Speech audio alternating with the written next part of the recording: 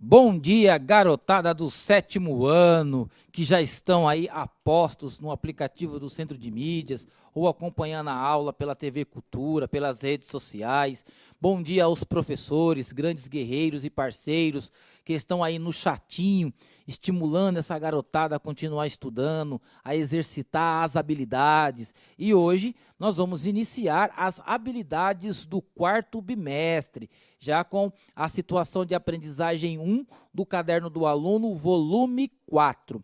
E para mediar essa aula com vocês, dialogando no chatinho, nós temos aqui a presença ilustre da professora Luíse Coutinho. Bom dia, professora Luíse. Bom dia, professor Carlos. Bom dia, estudantes do sétimo ano do ensino fundamental. Bom dia aos professores que estão aqui prestigiando a nossa aula, apoiando os estudantes no nosso chatinho. Lembrando que no momento das interações é muito importante que os professores, ao reportar as respostas dos alunos, coloquem o nome do estudante, a turma a qual ele pertence e também, claro, o nome da escola para a gente divulgar o trabalho de vocês aqui na nossa aula do Centro de Mídias. Então, começamos com o quarto bimestre hoje, professor Carlos? Isso, nós vamos começar com o quarto bimestre. As habilidades, elas são muito parecidas, elas geram uma continuidade das habilidades anteriores. Então, é muito importante aí os estudantes ficarem ligados, porque uma habilidade depende da outra para que, num conjunto geral, as situações de aprendizagem possam ser trabalhadas e as habilidades relacionadas ao quarto bimestre exercitadas pelos estudantes. Então, hoje nós teremos como tema a seguinte aula: a transição do mercantilismo para o capitalismo. É aí a situação de aprendizagem um do Caderno do Aluno, volume 4. A habilidade que nós iremos trabalhar é a 17, discutir as razões da passagem do mercantilismo para o capitalismo, ou seja, nós estamos aí discutindo aquela questão que é imanente aos processos históricos e que nós estamos enfatizando sempre isso nas aulas de história, tanto do fundamental como do médio, de que a história a história está em processo, né? Ela se move, ela se transforma com o tempo. Então, hoje nós vamos começar a estudar aí, a dialogar essa passagem, esse processo histórico que vai romper com o mercantilismo, mas que vai fazer surgir aí uma nova mentalidade política e econômica que será o capitalismo. E para iniciar a aula, o estudante já sabe, já está aí pronto para poder responder. Nós vamos introduzir com a questão disparadora ou problematizadora que o professor vai colocar depois dos objetivos, ok? Na tela. Objetivo da aula: realizar análise e reflexões sobre o processo histórico da passagem do mercantilismo para o capitalismo, compreender a estrutura do sistema mercantilista a partir da colonização das Américas e do comércio triangular. Então, é nesse contexto do mercantilismo que nós vamos realizar aí as discussões que vai proporcionar a compreensão dessas passagens ou processos históricos com as suas rupturas e continuidades. E agora sim, nós vamos colocar na tela a questão disparadora para que a garotada já comece a pensar. Qual a importância hoje do dinheiro para a sociedade? Na aula anterior, a pergunta foi qual a importância do comércio. Hoje é uma pergunta correlata, né? Qual a importância hoje do dinheiro para a sociedade? Daremos 2 minutos, dedinho no teclado, digitando, argumentando, para que nós possamos aqui abrilhantar as suas respostas. 2 minutos, já voltamos. Participe!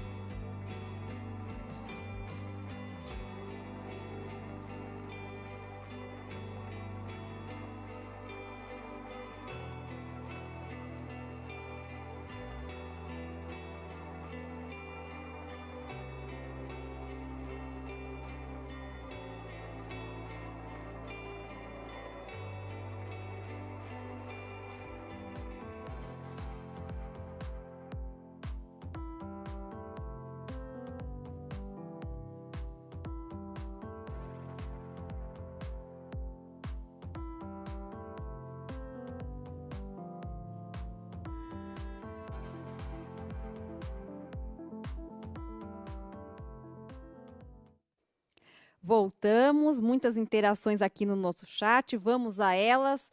A professora Ciarla, da escola PEI, professora Ana Maria Junqueira, trouxe a resposta do estudante Nicolas, do 7º C, que disse que a importância do dinheiro é porque ele é a base da economia e até da globalização.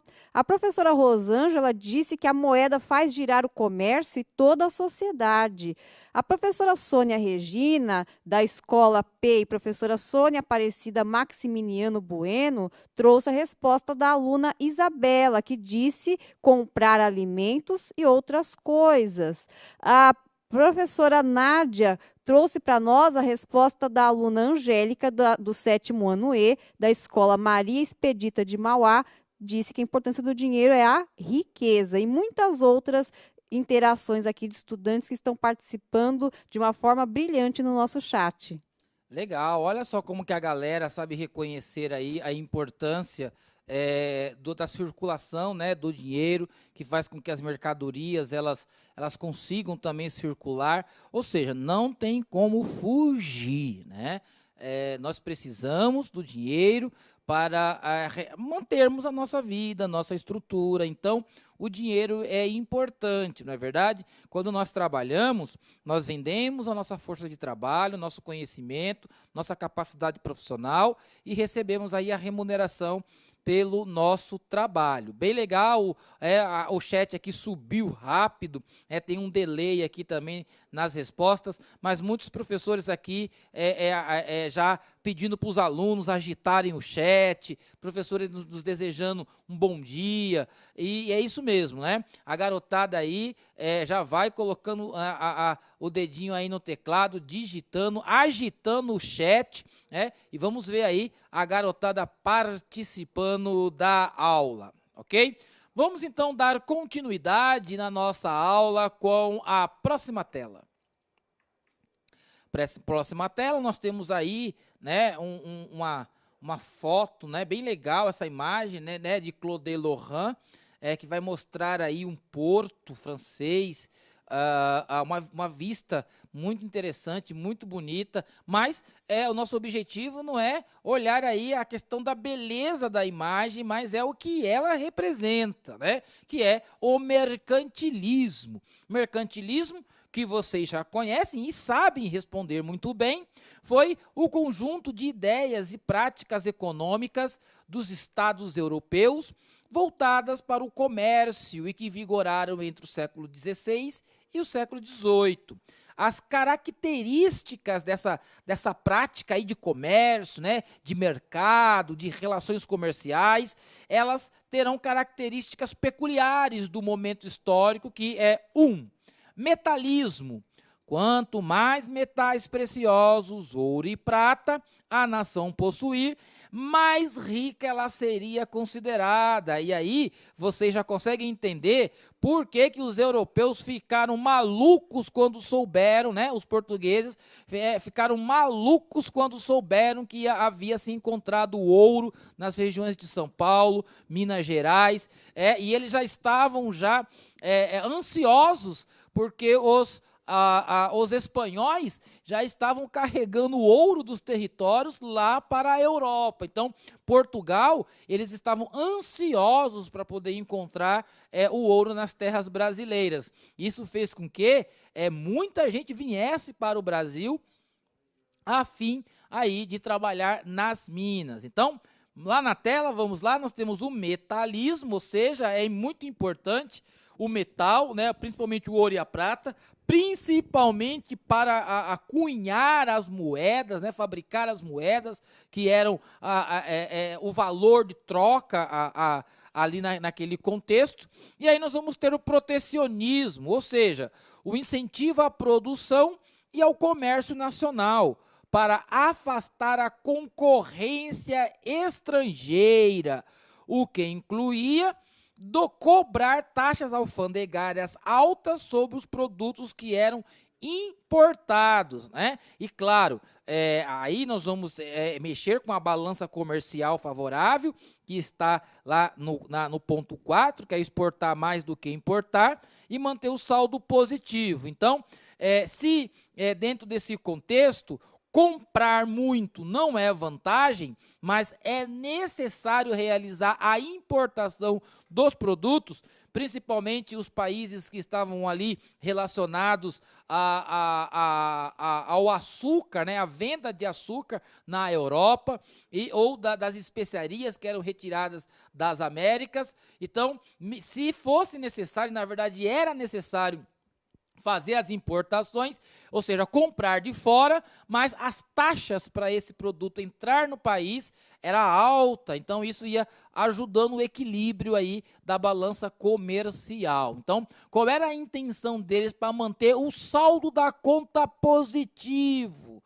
Era vender mais do que comprar. Então, se você vende mais, você tem lucros maiores, é muito mais rentável do que você comprar. E aí, você vai aprendendo aos poucos, no 8º, no 9º ano, essa questão da relação do superávit, né, que é a receita positiva, e o déficit, que é a receita negativa. Então, dentro desse contexto, vender era muito mais favorável do que comprar, e até o dia de hoje, né, professora Luísa? Exatamente. A gente pode aplicar essa lógica até para a educação financeira, né? Os Isso. ganhos e os gastos da família, as despesas, né? As despesas não podem superar as receitas, ou seja, os gastos não podem superar os ganhos. Então, a gente consegue fazer essa aplicação deste contexto num exemplo aí mais contextualizado com o cotidiano dos estudantes. Eu diria, professor Carlos, que o terceiro item lá das características do mercantilismo, que é o chamado pacto colonial, Isso, vamos voltar lá na tela para a professora expor. Vai lá. estava extremamente ligada a essa questão aí da balança comercial favorável, uma vez que, através do pacto colonial, consegue-se mão de obra, né, barata ou às vezes até gratuita, entre aspas, como a questão da escravização, Isso. né, e também consegue-se mercado consumidor, uma vez que pelo pacto colonial a colônia deve absorver, deve importar os produtos aí da metrópole. Então é como se fosse o coração desse mercantilismo, nesse momento da história, a questão aí do pacto colonial. Também tem a questão das matérias-primas, né, professor? Sim, isso que tem. Nós vamos olhar aí essa questão das matérias-primas aí no decorrer da aula. Então, vamos olhar lá na tela novamente. Nós vamos ter as características aí desse processo, né, do mercantilismo, o metalismo, o protecionismo, valorizando aí a produção e o comércio nacional para afastar a concorrência estrangeira, o pacto colonial, que a professora Luísa pontuou, que é essa relação obrigatória com a metrópole e a colônia, e nós teremos aí a ideia da balança comercial favorável, que você pode aplicar ao seu projeto de vida e não gastar a mesada mais do que você recebe. Ok? E aplicar aí o seu dinheiro em bons negócios. Vamos então agora para a próxima tela e vamos aí observar essas características a partir de um formato diferente através do infográfico. Ok? Vamos lá. Os reis e a burguesia controlavam a economia nacional. Isso tem a ver com o controle estatal da economia, ou seja, a burguesia tinha uma parte, um acordo que nós vamos ver já com os reis, nesse contexto histórico, porque proporcionava aí a questão da desfragmentação do feudalismo, da autoridade dos senhores feudais, concentrava os poderes nas mãos dos reis, e os reis precisavam da burguesia, porque era a burguesia que financiava uma parte dessas navegações, como os banqueiros, por exemplo. Então, nesse momento, burguesia e monarquia, eles estão unidos aí no mesmo objetivo, que é lucrar, ok? Vamos voltar lá na tela. O próximo é a exportação maior que a importação. Nós falamos exatamente isso aqui e pontuamos o projeto de vida. Tem a ver com a balança comercial favorável. Você não pode gastar mais do que você arrecada, senão você cai no déficit, ok? O controle sobre a manufatura e as atividades mercantis, que é o monopólio e o protecionismo. Então, o país que tivesse mais recursos para poder transformar aí a matéria-prima em produto, ele concentrava esse poder econômico e criava aí os monopólios, né? Ou seja, grupos, né, vamos dizer assim, de empresários, os burgueses nessa época, que controlavam os meios de produção nesse contexto de transformação da especiaria, da matéria-prima, em produto para poder ser vendido e consumido. E aí nós vamos ter o grande objetivo do mercantilismo, que é o acúmulo das riquezas mediante o comércio de metais preciosos. E aí é o metalismo, né? Muito importante dentro desse período, porque sem a prática do metalismo, você ia ter uma defasagem muito grande nas produções da moeda, né? A moeda corrente, aquela que circula no mercado. E é muito importante se manter a moeda, porque a moeda é a unidade de valor aí que faz a mediação nos processos comerciais. Se não haver moeda, você cai para o escambo novamente, para as trocas de produtos, que era uma prática aí da alta Idade Média, quando as relações feudais eram muito fortes. Então, as relações comerciais agora, nesse momento, tem muito a ver aí com a fabricação das moedas, ok? Deu para pegar aí, garotada? Então, nós vamos ler. Quem disse que nós não vamos ler? Aí o estudante fala assim, professor Luiz, professor, o texto é muito grande. Mas a gente lê junto com vocês, né? Isso, e a competência leitora e escritora. É necessário ler, é fundamental. Vamos lá? Na tela. O feudalismo, que atingiu seu apogeu entre os séculos 9 e 11, durante a Idade Média, caracterizou-se pela agricultura de subsistência, trabalho servil e quase estagnação do comércio e da circulação de moedas, ou seja, a base era a troca, né? Eu tenho aqui 2 garrotes, né? E a pessoa tem lá uma carroça de fruta ou de legumes, então é rentável para mim eu ter a carroça de legumes e a outra pessoa ela ter os garrotes que faz parte ali da minha base de subsistência. Então, um trabalho muito de trocas, né? Então, isso no começo, né? Século IX até o século XI, nós vamos ter aí essa relação bem da agricultura e da troca de produtos, ok? Então, o mercantilismo, por sua vez, praticado aí entre os séculos XVI e XVIII, olha quanto tempo passou aí do século XI até o século XVI, né? Então, constituía-se em um sistema econômico caracterizado pela intensa atividade comercial sob o controle do Estado. E por que isso vai acontecer? Porque os reis eles vão começar a concentrar o poder e aí vai surgir o chamado Estado Nacional, né? Nós podemos representar aí a questão, né, da formação do Estado de Portugal, da formação do Estado da Espanha, né? Eu costumo dizer que foi feita com o casal 20 do momento, né? Quem era o casal 20 do momento, professora Luíse? Fernando e Isabel de Castela. Isabel de Castela e Fernando de Aragão. Qualquer dia a gente monta uma aula para poder contar aí esse drama romântico, né, entre os dois, que proporcionou a formação do Estado da Espanha. Então, nesse momento, aquela autoridade de reinos, né, dos senhores feudais, de cada grupo de cavaleiros levar a bandeira do seu senhor feudal, nesse período, isso vai começando a se desgastar e a única bandeira que vai existir é a bandeira do Estado Nacional.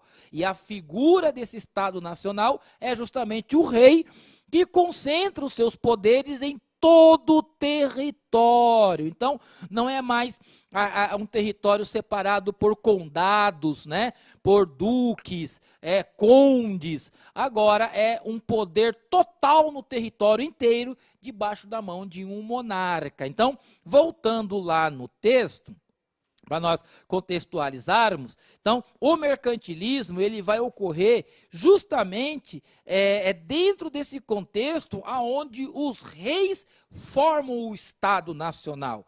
E a partir daí, como ele é a autoridade máxima, então vai haver o intervencionismo, a intervenção na economia.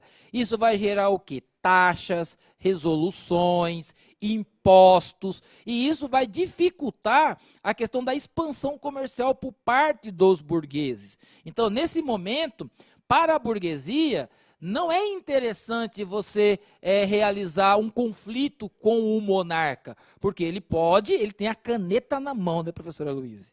Exatamente. Na verdade, a pena naquela época, né? A pena, né, e o tinteiro ali para poder colocar aí as regras mercantis, né? Vamos lembrar que o mercantilismo está de mãos dadas com o absolutismo nesse momento. Sim. Então é o rei que coloca ali as regras do jogo. Legal. Vamos então voltar para o texto, porque o professor está lendo e está contextualizando com vocês, não é? Então, o objetivo, né, dessa intervenção na economia por parte dos reis era proteger a economia interna, promovendo a colonização de outros territórios para garantir o monopólio, né? Utilizava-se aí muitas vezes a mão de obra escravizada nas colônias. E olha como que o rei precisava da burguesia, porque os impostos da população muitas vezes não eram suficientes para bancar as guerras que esses reis faziam.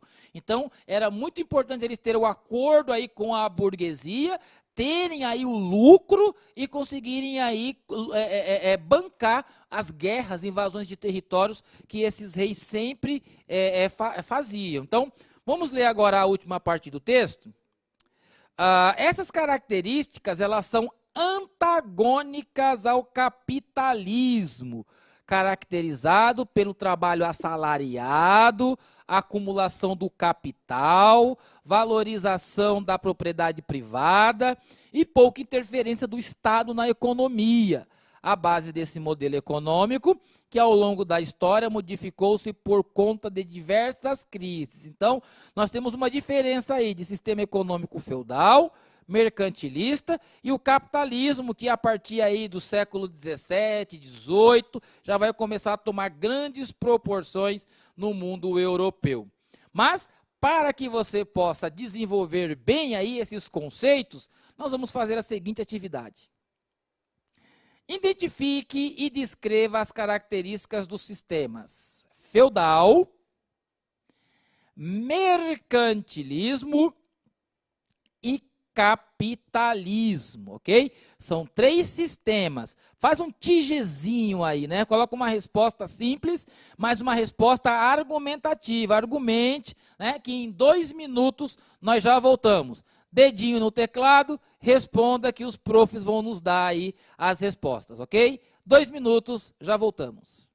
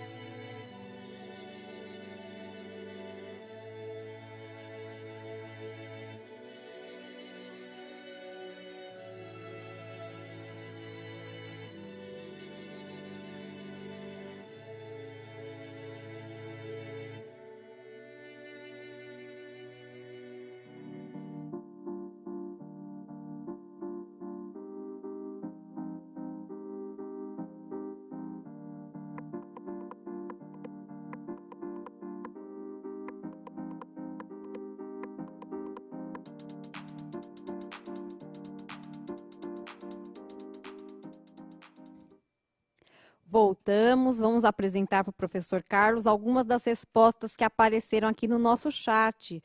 A professora Ivana pontuou feudalismo, terra, mercantilismo, metais preciosos e capitalismo, dinheiro. A professora Natália, da Escola Fani, trouxe a resposta da aluna Ana Clara, do 7º ano B, que disse que capitalismo igual a dinheiro.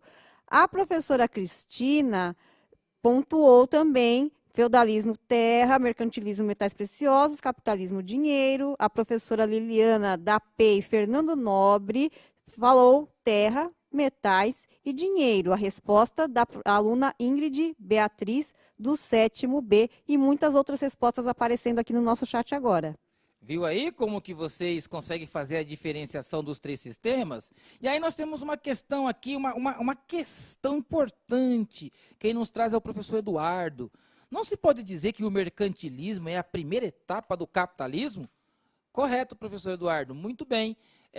Embora haja características específicas do mercantilismo, mas é através desse processo aí do acúmulo de riquezas, da valorização dos metais preciosos, nós temos aí um esboço, né, que vai se tornar no grande e dominante capitalismo aí, século XVIII em diante, ok? Bem legal, parabéns aí pelas respostas que vocês estão nos trazendo. Vamos então para a próxima tela. O mercantilismo, ele está dentro do contexto do absolutismo. A professora Luíse falou sobre isso daqui. Nós temos a imagem aí do Roi Français, que é o Roi Soleil, o Rei Sol, né? Luís XIV. Ele se colocou aí como o grande auge do absolutismo monárquico na França. E, é claro, aí você já pode perceber, né, se o rei é absoluto, então ele controla também aí a questão da economia, né? Ele centraliza os poderes legislativo, judiciário e executivo na sua mão, e aí ele consegue, através da pena, ou criar bloqueios à economia, favorecimento próprios para o seu reino, ou abrir a economia, aí no caso de ajudar, né, a burguesia a crescer. É claro que você não tem bondade aí da parte do rei, né, professora Luíse? Você tem interesses econômicos fortes. Exatamente, como o professor Carlos já pontuou, né? Esse controle econômico que o rei exerce serve para que ele banque não só as guerras, como o professor Carlos disse, mas também a própria nobreza, né? Que vai compor ali a corte e também alguns luxos, né? Vamos lembrar que o rei Luís XIV foi aquele que começou as obras lá do Palácio de Versalhes, né? E toda vez que estava faltando dinheiro para a obra, ele ia lá e aumentava os impostos sobre a população e sobre a burguesia também. Então, tudo no absolutismo está a serviço do Estado, né? E olha que coisa interessante, quando você pega essas imagens aí, isso vai gerar lá, né, as revoluções burguesas lá no século XVIII, que vocês vão estudar, né, século XVII e XVIII, vocês vão estudar o ano que vem, porque você vê aí a grande disparidade social entre a elite luxuosa, né, que habita ali os palácios, e a pobreza, a miséria, a dificuldade por parte de camponeses, que ainda estão tentando ali sair do feudo, migrando para as cidades para aprender aí as profissões dentro das corporações de ofício. Então, nada fácil nesse momento aí para quem é pessoas simples, né, do ponto de vista financeiro. Vamos então aí para a próxima tela, vamos observar a tarefa, o texto que nós vamos ler. Ao final do século XV, os burgueses, com seus grandes investimentos no comércio, alcançaram força política e começaram a pressionar a monarquia, a fim de conquistarem garantias. O professor já vem falando isso daí desde o começo da aula, como a abertura dos mercados e a flexibilização das leis protecionistas. Nesse momento histórico, a burguesia e a monarquia se tornaram aliadas, pois o apoio da burguesia ao fortalecer o poder absoluto dos reis tinha como contrapartida. Observe o infográfico ao lado e escreva no chat as razões que levaram a monarquia a apoiar a burguesia em seus empreendimentos comerciais. Olha o infográfico, responda, 2 minutos, já voltamos.